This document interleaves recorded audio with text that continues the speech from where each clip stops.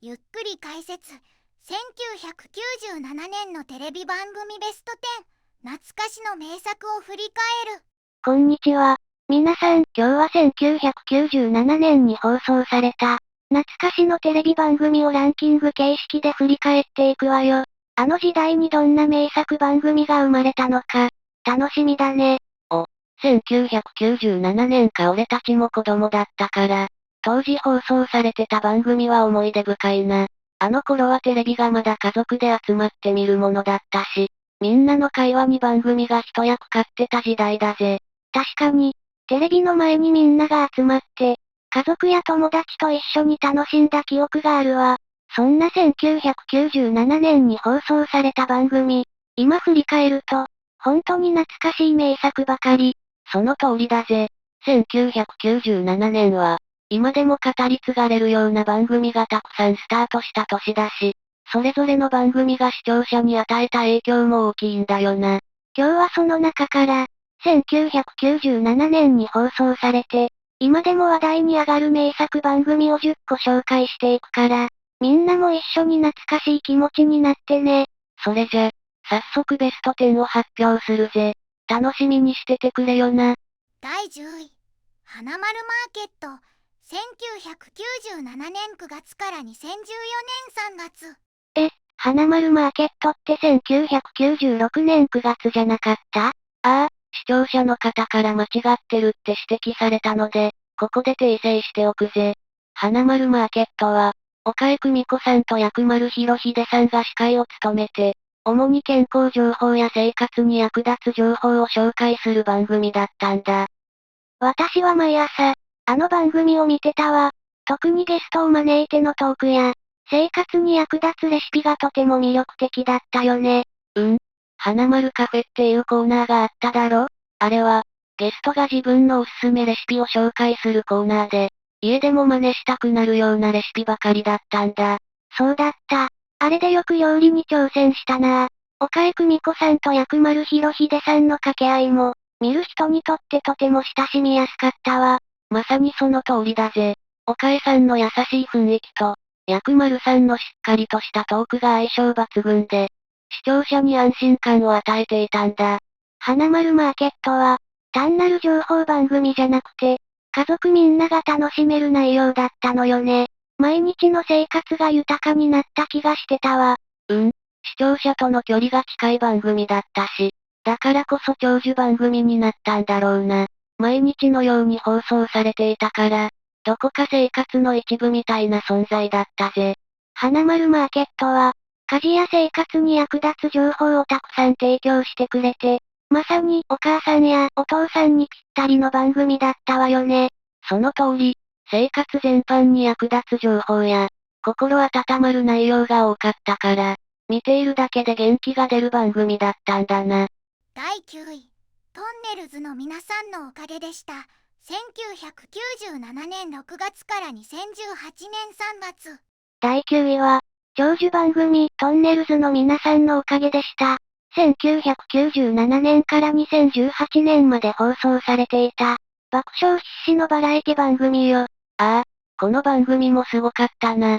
トンネルズの石橋貴明さんと木梨憲武さんがメインで、視聴者を笑わせるために様々な企画を繰り広げてたんだ。確かに、トンネルズって、視聴者を笑わせるために本当に過激な企画も多かったよね。でも、どこか温かさがあって、笑いの中にも感動があったの。その通りだな。この番組は、ただのバラエティ番組ってだけじゃなくて、常に挑戦的な企画があって、視聴者を飽きさせなかったんだ。例えば、食わず嫌い王とか、皆さんのおかげでしたの名物コーナーだよな。食わず嫌い王は面白かったわ。芸能人が自分の嫌いな食べ物を予想していくゲームで、みんなのリアクションが予想外だったりして、見ていて楽しかった。あれはまさにトンネルズらしい企画だった。あと、男気じゃんけんも印象に残ってるな。あれ、視聴者も一緒にドキドキしながら見てたよな。男気じゃんけんって、本当に見ている側も一緒に緊張感を持ちながら楽しめたわよね。あの瞬間、誰もが本気で応援してたんじゃないかしら？間違いないぜ。あれこそ、バラエティ番組の醍醐味だったな。無茶ぶりとかも多かったけど、出演者がそれを笑顔で乗り越えていく姿が印象的だったし、視聴者としても、頑張れ、って思いながら見てた。トンネルズのユーモアは、やっぱり特別だったわよね。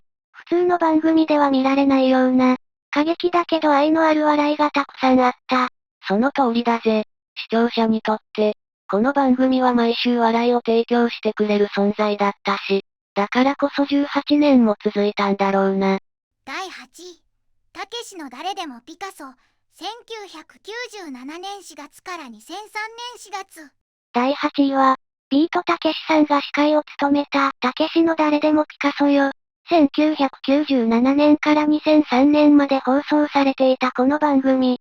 芸術に興味がない人でも楽しめる内容だったわ。この番組は本当にユニークだったよな。芸術がテーマだけど、難しくなくて、芸術の敷居をぐっと低くしてくれたんだ。ビートたけしさんが司会ということで、視聴者にも気軽に見てもらえるようになってた。確かに、たけしさんの独特なユーモアがあったから、堅苦しい感じがなくて見やすかったわよね。芸術の知識がなくても、みんなが共感できるような内容だった気がする。その通りだぜ。番組では、アートに関連した様々なテーマが紹介されて、アーティストのインタビューや、作品がどんな背景で生まれたのかを解説することが多かったんだよな。でも、決して難しい話にはならず、むしろアートの面白さを日常に引き寄せてくれたんだ。そうね。アーティストの生い立ちや作品の背景が語られると、なんだか自分でもアートに対して興味が湧いてきたわ。特にゲストとしてお笑い芸人や音楽家が登場した回は、普段の芸術番組とは違ってとても楽しかった。芸術を身近に感じられるようにするために、いろいろなジャンルのゲストを招いていたのも面白かったな。お笑いとアートって、意外と相性がいいことに気づかされたぜ。アートがもっと身近なものだと感じられる番組だったわ。難しく考えずに楽しみながら学べるっていうのが、この番組の魅力よね。その通りだな。芸術は高尚なものだと思われがちだけど、たけしの誰でもピカソはそんな常識を覆してくれたんだ。アートの面白さを教えてくれた名番組だったぜ。第7位、学校へ行こう、1997年10月から2005年3月。第7位は、学生時代の青春そのものを映し出した学校へ行こうよ。1997年から2005年まで放送されたこの番組。学校生活をテーマにしたバラエティ番組として、当時の若者たちの心を掴んだわ。V6 が MC を務めてたやつだな。この番組は、普通の学校にいる生徒たちを取り上げて、ユニークな学校生活や個性豊かな生徒たちを紹介してたんだぜ。特に未成年の主張は名物企画だよな。そうそう。未成年の主張は学校の屋上で生徒たちが本音を叫ぶやつよね。友情や恋愛、時には家族への感謝を叫ぶ姿は、視聴者に感動を与えたわ。他にも、BRAP ハイスクールってコーナーも人気だったな。アマチュアラッパーが自作のラップを披露する内容で、笑いあり、感動ありのな企画だったんだ。いろんな学校の生徒たちを取り上げることで、視聴者も自分の学校生活を重ね合わせて楽しむことができたのよね。MC の V6 のメンバーも、生徒たちに寄り添うような優しい姿勢が印象的だったわ。その通りだぜ。この番組の面白いところは、学校という身近なテーマを通じて、笑いだけじゃなくて視聴者に考えさせる要素もあったことだよな。学生だけじゃなくて、大人にも刺さる内容だったんだ。学校へ行こうは、当時の社会や学校の風景を切り取った番組として、ただのバラエティ以上の価値があったと思うわ。特に青春時代の甘酸っぱい記憶を呼び起こさせる、素敵な番組だったわね。まさに青春そのものだよな。こういう番組は、見ている人に元気を与えてくれるからこそ、今でも語り継がれているんだぜ。第6位、ラブジェネレーション、1997年10月から1997年12月。第6位は、1997年に放送されたラブジェネレーション。たった3ヶ月の放送期間だったけど、そのインパクトは大きかったわ。このドラマは木村拓哉さんが演じる片桐哲平と、松たか子さん演じる上杉雅子の恋愛を書いたものだぜ。哲平は広告代理店の社員で、ちょっと浮気性なところがあって、自己主張が強いタイプ。そんな哲平が利子と出会って、徐々に変わっていくんだ。確かに、最初は浮気してばかりで、仕事でもプライベートでもいまいちうまくいっていない感じだったわよね。でも利子と出会って、彼の心の中で何かが変わり始める。そうなんだ。哲平の成長が見どころなんだよな。利子との出会いで、彼の中の不安や過去のトラウマを乗り越えていくんだ。実は哲平、高校時代にバスケ部のエースとして活躍していたんだけど、成功体験があまりにも大きすぎて、理想が高くなっていた。それが原因で現実とのギャップに悩んでいたんだ。そうだったのね。過去の栄光に縛られて、今の自分に自信が持てなかったってわけね。それでも利子との関わりで変わっていく過程は、視聴者としてすごく感動したわ。利子も最初は仕事一筋で、恋愛に対して慎重な部分があったけど、哲平の真剣さに惹かれていくんだ。そして、二人は本当の愛を見つけることになる。特にラストシーンは、みんなが胸を打たれた瞬間だった。あの最終回、本当に感動的だったわ。哲平と雅子が向き合って、お互いの気持ちを確認するシーン。あの瞬間が今でも心に残ってる。そうだな。ラブジェネレーションは恋愛ドラマの枠を超えて、人間の成長や自己改革、過去と向き合う大切さを教えてくれる名作だったんだ。放送期間が短かったけど、あのドラマの影響は大きかったわ。木村拓哉さんと松たか子さんの演技も素晴らしくて、今でも語り継がれている名作だと思う。第5位、伊藤家の食卓。1997年10月から2007年3月。第5位は、1997年から2007年まで放送されていた伊藤家の食卓。この番組は、家庭の知恵や裏技を紹介する番組で、みんなが毎週楽しみにしていたわよね。そうだな。伊藤家の食卓は、伊藤四郎さんが司会を務め、毎回ゲストが登場して、家庭の知恵や便利な裏技を教えてくれる番組だったんだ。料理のコーナーもあったし、生活全般に役立つ情報が満載だったんだよ。私もよく見ていたわ。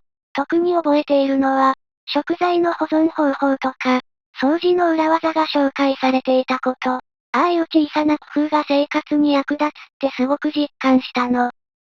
あの番組は、へえ、って驚きがいっぱいだったぜ。例えば、食材を長持ちさせる方法や、ちょっとした道具を使った便利グッズの紹介なんかがあったんだ。あとは、視聴者からの投稿コーナーもあったわよね。実際に視聴者が家で使っている裏技や、便利なアイデアが紹介されて、それを試すのが楽しかった。その通りだぜ。視聴者参加型の番組で、みんなの生活がより楽しく、便利になるような内容だったから、毎回新しい発見があってワクワクしたんだ。あの番組が長く続いた理由がよくわかるわ。伊藤家の食卓は、ただのバラエティ番組じゃなくて、生活の質を向上させるような役立つ情報が詰まっていたもの。そうだな。家事や料理が面倒だと思っていた人たちも、少しの工夫で楽にできることがわかると、やる気が湧いてきたんだろうな。実際に番組を見て試した視聴者が多かったし、その効果もあったんだ。今思い返すと、あの番組は本当に実用的だったわね。料理だけじゃなくて、掃除や生活全般に役立つ情報が盛りだくさんで、毎回楽しみにしていたの。特に家事の裏技は、未だに役立ってるものが多いぜ。伊藤家の食卓は、知識や知恵を楽しく学べる番組だったから、視聴者にとっては生活の味方みたいな存在だったんだ。第4位、ポケットモンスター。1997年4月から2002年11月。第4位は、言わずと知れた大ヒットアニメ、ポケットモンスター。1997年から放送が始まり、世界中で爆発的な人気を誇った作品よね。このアニメは本当にすごかったな。主人公のサトシが、ポケモンマスターを目指して旅をしながら、たくさんの仲間やポケモンと出会って成長していく物語だよな。俺も子供の頃から見てたけど、毎回ワクワクしてたぜ。ポケモンって、単なるゲームやアニメに止まらず、カードゲームや映画、グッズ、そしてゲームボーイなど、様々なメディア展開があったわよね。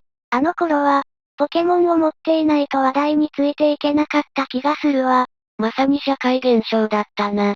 ゲームはもちろん、アニメも毎週楽しみにしていたし、映画は劇場に何回も足を運んだって人も多かったんじゃないか？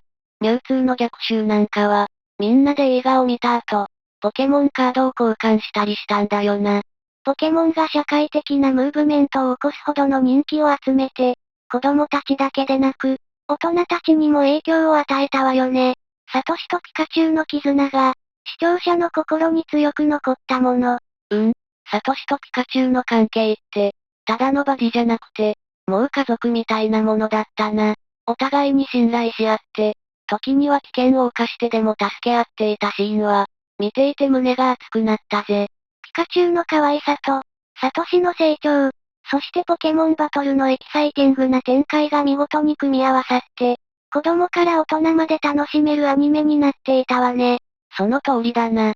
ポケモンは、ただのアニメやゲームにとどまらず、世界中で愛され続けているコンテンツだ。アニメが放送されるたびに、新たなポケモンが登場して、視聴者を引き込んでいったんだよ。このアニメの影響力は本当にすごかったわ。ポケモンの世界を通じて、友情や冒険の大切さ、そして自分の限界を超える力を教えてくれた気がする。まさに、ポケモンは、ただのエンターテイメントに止まらない、人生の教訓も含んだ素晴らしい作品だったぜ。だからこそ、今も続いているんだろうな。第3位、踊る大捜査線。1997年1月から1997年3月。第3位は、1997年に放送された伝説的ドラマ、踊る大捜査線。織田裕二さん演じる青島俊作が主人公の警察ドラマよ。そうだな。踊る大捜査線は、警察内部のリアルな人間関係と、事件解決のストーリーが融合した作品だったぜ。青島刑事は熱血漢だけど、ちょっと不器用で、上司や組織の壁にぶつかりながらも、正義を貫いていくキャラクターだったな。青島刑事の存在がこのドラマを特別なものにしていたわよね。彼の理想主義的な正義感と、現実的な組織のルールが対立する場面が多かったけど、それが逆に視聴者を引きつけたのよね。そうだぜ。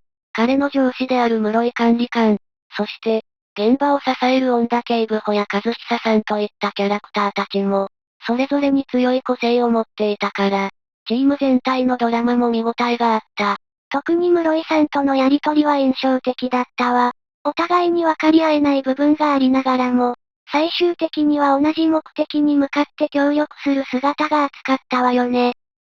そして、このドラマが特別だったのは、事件解決の過程だけでなく、警察という組織の内部の葛藤や、現場と本部の意識の違いを深掘りして書いたところだな。普通の刑事ドラマとは一線を画してたよ。あとは、サブストーリーも面白かったわね。青島刑事の人間らしい部分が垣間見える瞬間や、同僚たちとの絆が書かれる場面は、事件のシリアスさを和らげてくれたの。このドラマが視聴者に愛された理由は、キャラクターだけじゃなくて、リアリティのあるストーリーと社会への鋭いメッセージだろうな。警察ドラマという枠を超えて、現代社会の問題にも切り込んでたんだ。放送終了後も映画化やスピンオフが続いて、まさに長く愛されるシリーズになったのよね。踊る大捜査線は、ただのドラマじゃなくて、作品全体で一つの大きな世界を作り上げた名作だわ。その通りだぜ。青島刑事の事件は会議室で起きてるんじゃない。現場で起きてるんだ、ってセリフ。今でも覚えてる人多いんじゃないか？そうね。あのセリフはドラマ史に残る名言だわ。第2位、踊る、さんま御殿。1997年10月から現在放送中。第2位は、今も続くトークバラエティの名作、踊るさんま御殿よ。1997年に放送が始まってから、なんと25年以上も愛されている番組ね。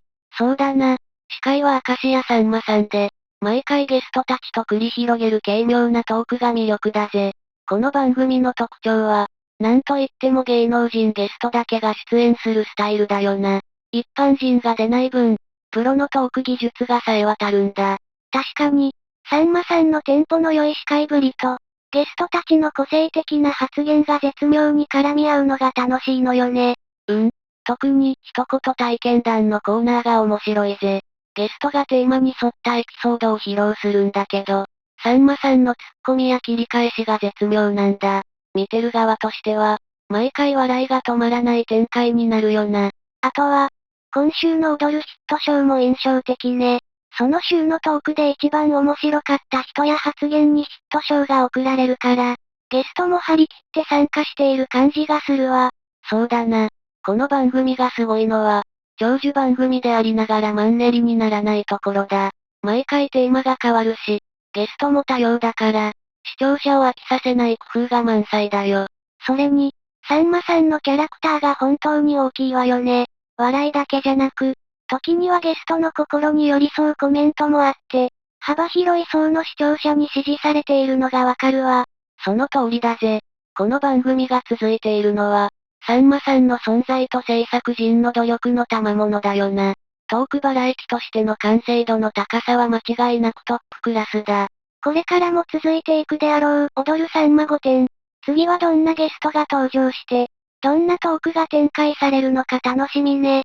第1位、どっちの料理賞、1997年4月から2006年9月。第1位は、視聴者参加型料理バラエティの金字塔、どっちの料理賞。1997年から2006年まで放送された、大人気番組よ。おう、この番組は関口博さんと三宅裕司さんが司会を務めてたやつだな。毎回、対決形式で2つの料理を紹介して、どっちが食べたいかを競うんだ。特に料理が完成するまでの過程が、見ててワクワクしたぜ。そうそう。豪華な料理が目の前に登場して、食材のこだわりやシェフの技術が惜しみなく披露されるの。まるで自分がその場にいるような気分になったわよね。しかも、出演者たちが自分の好きな料理を全力で応援するから、その熱気が画面越しにも伝わってきた。特に、ゲストのトークも面白くて、料理番組なのにバラエティの要素がたっぷりだったな。さらに、エピソードごとにテーマがあって、視聴者にとっても新しい発見が多かったわよね。例えば、季節の食材を使ったレシピや、地方の特産物を活かした料理なんかがたくさん登場してた。そうだぜ。料理が完成して審査員が試食するシーンなんて、見てるだけでお腹が鳴りそうになるんだ。勝敗が決まる瞬間もドキドキしたよな。そして、この番組のすごいところは、ただ料理を紹介するだけじゃなくて、食べることの楽しさや、食材への感謝を伝えてくれたところだと思うの。まさにその通りだな。料理が好きな人も、普段あまり料理に興味がない人も、この番組を見て食への意識が変わったはずだ。こうして10年近く愛された、どっちの料理ショー。今でも、家族みんなで楽しめる料理番組の代表作だと思うわ。また復活してほしい番組の一つだよな。この番組のおかげで、食べることの素晴らしさを改めて感じられたぜ。総評またはまとめ。今回は1997年に放送されたテレビ番組のベスト10を振り返ってみたけど、どれも時代を象徴する名作ばかりだったわね。そうだな。あの時代の番組って、どれも個性が強くて、視聴者に強い印象を与えたものばかりだったぜ。しかも、家族や友達と一緒に楽しめる番組が多かったのが特徴的だったよな。特に踊る大捜査線やどっちの料理ショーみたいな番組は、放送が終わった後でも語り継がれるほどの影響力があったわね。視聴者が作品や企画に感情移入しやすい内容が多かったのが魅力だったと思うわ。それに、バラエティからドラマ、アニメまで、ジャンルも幅広くて、視聴者のニーズに応える多様性があったよな。まさに1997年はテレビ番組の黄金期と言えるぜ。本当にね。これからもこういった名作番組が次々と生まれてほしいし。最後までご視聴いただきありがとうございました。これからも役立つ情報をお届けいたしますので、チャンネル登録と高評価をよろしくお願いします。コメント欄でご意見や質問もお待ちしています。それではまた次回お会いしましょう。バイバイ。今日も一日良い日で、またね。